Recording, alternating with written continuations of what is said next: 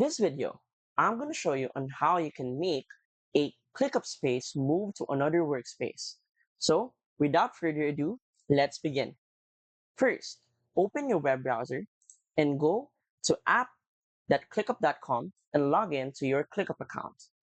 Once you're inside your main dashboard, select one of the projects that you've finished and want to transfer to another workspace. I have this, for example. Now, as you can see, on the list settings right here on the left, we're going to save this as a template. By doing so, we can now have or transfer this to another workspace by simply type the template name, for example. Then we can share this with either everyone, admins, the members, or only to yourself.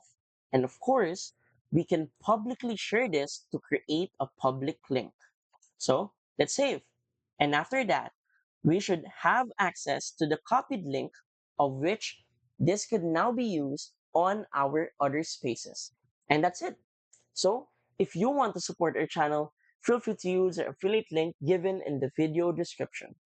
Thanks for watching, and I will see you in my next video.